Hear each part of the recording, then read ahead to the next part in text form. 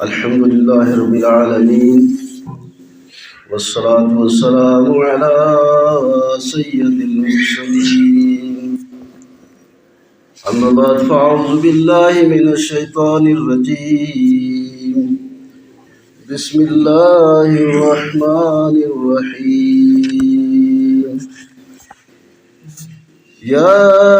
أيها الذين آمنوا إذا قمتم إلى الصلاة فاغسلوا وجوهكم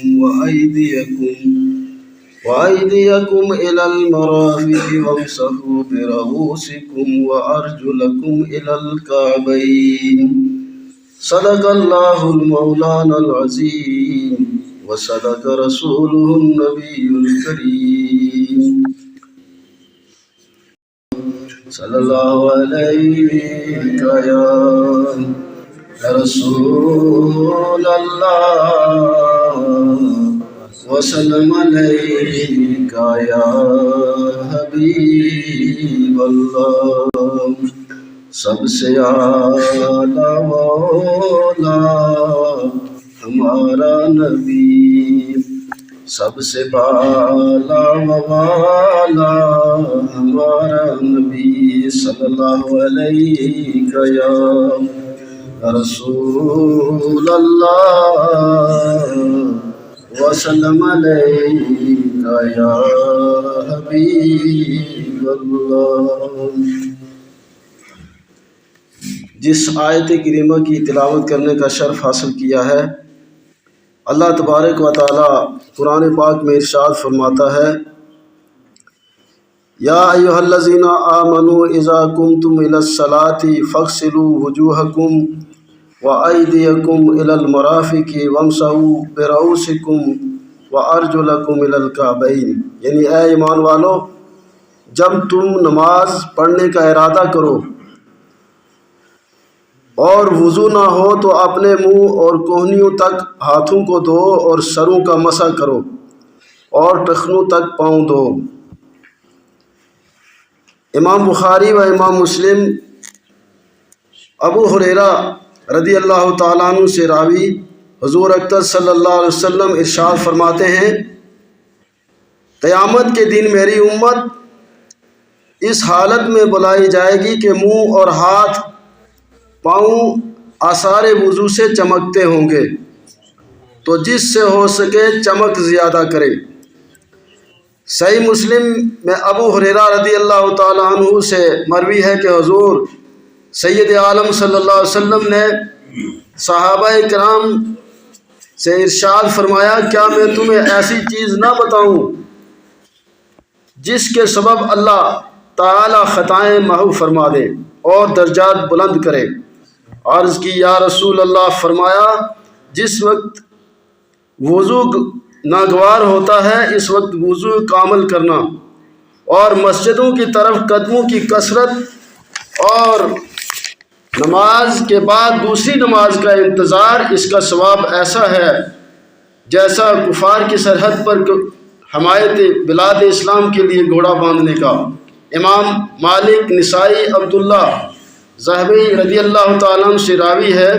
کہ رسول اللہ صلی اللہ علیہ وسلم فرماتے ہیں کہ مسلمان بندہ جب وضو کرتا ہے تو کلی کرنے سے منہ کے گناہ گر جاتے ہیں،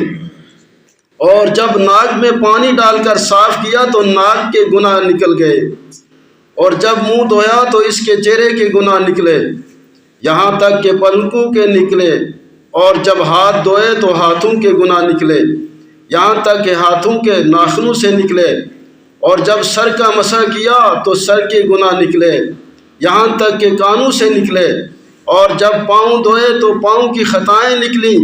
یہاں تک کہ ناخنوں سے، پھر اس کا مسجد کو جانا اور نماز مزید برآں۔ بزار نے باسناد حسن روایت کی کہ حضرت عثمان غنی رضی اللہ تعالیٰ عنہ نے اپنے غلام حمران سے وضو کے لیے پانی مانگا اور سردی کی رات میں باہر جانا چاہتے تھے۔ حمران کہتے ہیں کہ میں پانی لایا، انہوں نے منہ ہاتھ دھوئے تو میں نے کہا، اللہ آپ کو کفایت کرے، رات تو بہت ٹھنڈی ہے۔ اس پر فرمایا، میں نے رسول اللہ صلی اللہ علیہ وسلم سے سنا ہے کہ جو بندہ وضو کامل کرتا ہے اللہ تعالیٰ اس کے اگلے پچھلے گناہ بخش دیتا ہے۔ طبرانی نے اوسط میں حضرت امیر المومنین مولا علی کرم اللہ تعالیٰ وجہہ سے روایت کی، رسول اللہ صلی اللہ تعالی وسلم نے فرمایا، جو سخت سردی میں کامل وضو کرے اس کے لیے دونا ثواب ہے۔ انس رضی اللہ تعالیٰ سے روایت ہے کہ حضور سید عالم صلی اللہ تعالی وسلم نے فرمایا، جو ایک بار وضو کرے تو یہ ضروری بات ہے، اور جو 2 بار کرے تو اس کو دونا ثواب، اور جو 3 بار دھوئے تو یہ میرا اور اگلے نبیوں کا وضو ہے۔ حضرت عقبہ بن عامر رضی اللہ تعالیٰ سے روایت ہے کہ رسول اللہ صلی اللہ علیہ وسلم فرماتے ہیں، جو مسلمان وضو کرے، اچھا وضو کرے، پھر کھڑا ہوا اور باطن و ظاہر سے متوجہ ہو کر 2 رکعت نماز پڑھے، اس کے لیے جنت واجب ہو جاتی ہے۔ حضرت جابر رضی اللہ تعالیٰ سے مروی ہے، رسول اللہ صلی اللہ علیہ وسلم فرمایا، 2 رکعتیں جو مسواک کر کے پڑھی جائیں افضل ہیں بے مسواک کے 70 رکعتوں سے، یعنی جو مسواک کر کے 2 رکعتیں پڑھے تو اس کو 70 رکعتوں کے سے زیادہ ثواب ملتا ہے۔ اور دوسری روایت میں ہے، جو نماز مسواک کر کے پڑھی جائے وہ اس نماز سے کہ بے وہ مسواک کیے پڑھی گئی 70 اس سے افضل ہے۔ اب وضو کا طریقہ کیا ہے اس کے بارے میں مختصر، پہلے جب وضو کرنے کے آدمی ارادہ کرے تو وضو کس طرح کرے، پہلے نیت کرے کہ میں وضو کر رہا ہوں، اور پھر بسم اللہ الرحمن الرحیم پڑھے۔ پڑھنے کے بعد کم سے کم 3 مرتبہ اوپر نیچے کے دانتوں کی جڑائی میں مسواک کرے، نہ کہ لمبائی میں، اس طرح کہ پہلے دانی جانب کے اوپر کے دانت مانجے، پھر بائیں جانب کے اوپر کے دانت، دانی جانب کے نیچے کے دانت، پھر بائیں جانب کے نیچے کے دانت، یعنی پہلے مسواک لے اور مسواک کے دائیں جانب اوپر کے دانت، پھر بائیں کے، پھر نیچے کے، پھر اس طرح جب مسواک کرے، اس کے بعد دونوں ہاتھوں پر گٹوں سمیت پانی ملے اور انگلیوں میں خلال کرے، پھر بائیں ہاتھ میں لوٹا وضو وغیرہ لے کر دائیں ہاتھ پر انگلیوں کی طرف سے شروع کر کے گٹے تک 3 بار پانی بہائے، پھر لوٹے کو دائیں ہاتھ میں لے کر بائیں ہاتھ پر 3 بار پانی اس طرح بہائے، اور اس کا خیال رہے کہ انگلیوں کی گائیاں پانی بہنے سے نہ رہ جائیں۔ انگلیوں کا خلال یعنی آپس میں انگلیاں ملا کر اس کا خلال کرے، کوئی خشک جگہ نہ رہ جائے۔ پھر بائیں ہاتھ ڈال کر 3 بار ہلائے، پھر 3 بار کلی کرے، اور اس طرح کہ منہ کے تمام حصوں اور دانتوں کی سب کھڑکیوں میں پانی پہنچ جائے، اور روزہ دار نہ ہو تو ہر کلی گرگرہ کے ساتھ کرے، یعنی گرگرہ کرے حلق تک پانی تھوڑا پہنچے۔ پھر بائیں ہاتھ کی چنگلیاں ناک میں ڈال کر اسے صاف کرے، اور سانس کی مدد سے 3 بار دائیں ہاتھ سے نرم بانسوں تک پانی چڑھائے، پھر چہرے پر اچھی طرح پانی مل کر اس کو 3 بار اس طرح دھوئے کہ ایک کان کی لو سے دوسرے کان کی لو تک، اور پیشانی کے اوپر کچھ سر کے حصے سے لے کر تھوڑی کے نیچے تک ہر حصہ پر پانی بہہ جائے، اور داڑھی کے بال و کھال کو دھوئے۔ ہاں اگر داڑھی کے بال گھنے ہوں تو کھال کا دھونا فرض نہیں، مستحب ہے، یعنی جس کی داڑھی بہت گھنی ہو تو نیچے چمڑی تک پانی زیادہ نہ بہہ سکتا ہو، نہ پہنچ سکتا ہو تو خلال کرے، اور جو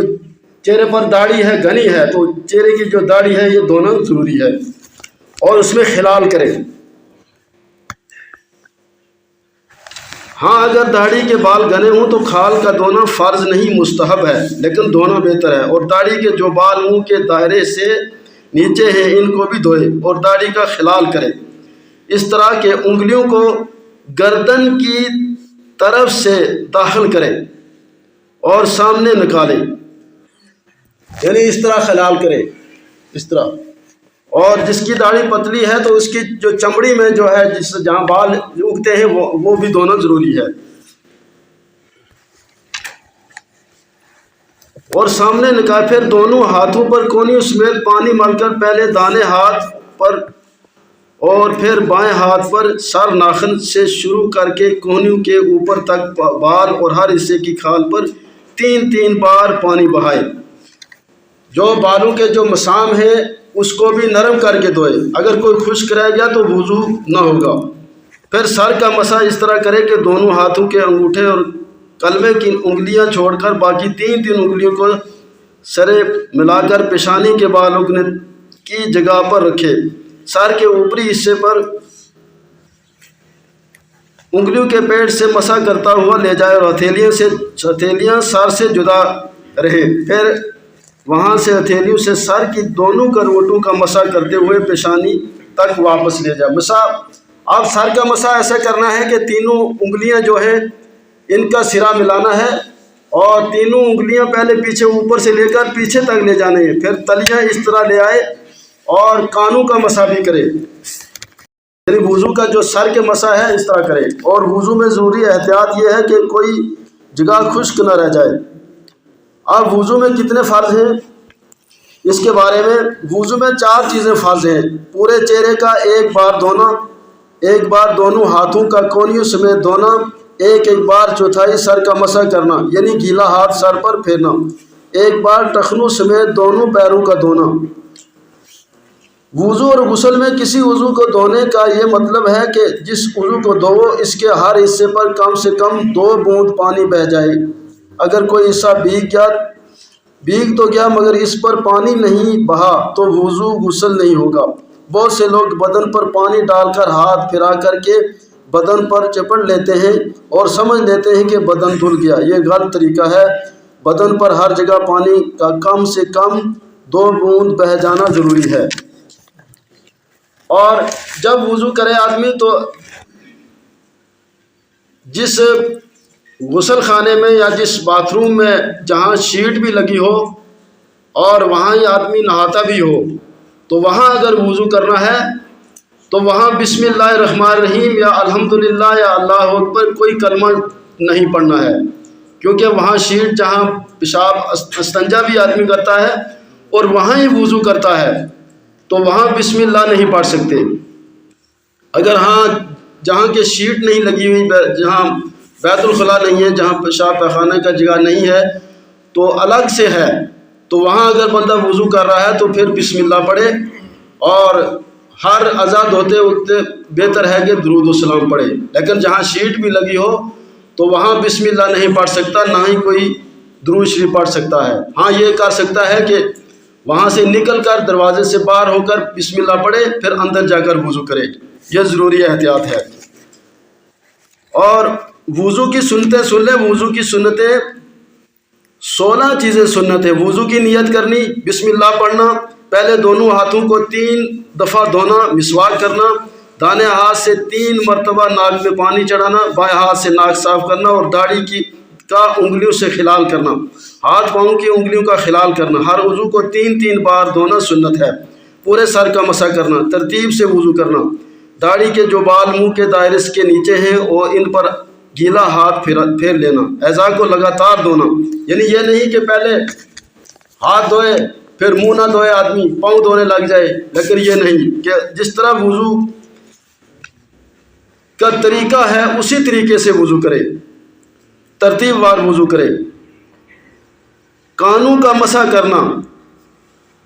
ہر مکروہ بات سے بچنا، دانے ہاتھ سے 3 مرتبہ کلی کرنا، یہ سنت ہے۔ اب مستحب کے بارے میں سن لیں کہ وضو میں مستحب چیزیں کیا ہیں۔ وضو میں جو چیزیں مستحب ہیں ان کی تعداد بہت بڑی ہے، لیکن مختصر یہ کہ جو اعضاء چوڑے، مثلا دونوں ہاتھ دونوں پاؤں، تو ان میں دانے سے دھونے کی ابتدا کرے، یعنی دائیں طرف سے دھوئے، یہ مستحب ہے۔ مگر دونوں رخسار کے ان دونوں کو ایک ہی ساتھ دھونا چاہیے۔ مثلا یہ کہے کہ پہلے میں دائیں چہرہ اس طرف ہے رخسار یہ دھو لوں پھر بائیں طرف دھو لوں، نہیں، بلکہ ایک ہی بار دونوں رخسار دھو سکتا ہے، یہ مستحب ہے۔ انگلیوں کی پیٹھ سے گردن کا مسح کرنا، یہ جو انگلی ہے نا اس کی پیٹھ سے گردن کا، یہ آگے ادھر نہیں لے جانا ہاتھ، یہ گردن کا مسح کرنا یہ مستحب ہے۔ اونچی جگہ بیٹھ کر وضو کرنا، یہ نہیں کہ نیچے ہو اور وہاں چھینٹے بھی ہوں اور گندی جگہ بھی ہو، وہاں نہ بیٹھے وضو کرتے وقت، اور قبلہ کی طرف ہو، اونچی جگہ بیٹھ کر وضو کرنا۔ وضو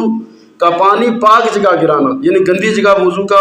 پانی گرانا جو ہے وہ صحیح نہیں، بلکہ صاف جگہ بیٹھے یہ مستحب ہے۔ اپنے ہاتھ سے وضو کا پانی بھرنا، یعنی کسی کو کہے کہ پانی بھر کے لاؤ میں وضو کروں، نہیں، بلکہ خود لائے، خود بھر کر پانی لائے، اور یہ مستحب ہے۔ دوسرے وقت کے لیے پانی بھر کر رکھ لینا، یہ بھی مستحب ہے۔ بلا ضرورت وضو کرنے میں دوسرے سے مدد نہ لینا، یعنی ضرورت نہ ہو تو پھر وہ مدد نہ لے۔ ڈیلی انگوٹھی کو بھی پھرا لینا، یہ چیزیں مستحب ہیں۔ کانوں کے مسح کے وقت انگلیاں کانوں کے سوراخوں میں داخل کرنا، کپڑوں کو ٹپکتے ہوئے قطرات سے بچانا، وضو کا برتن مٹی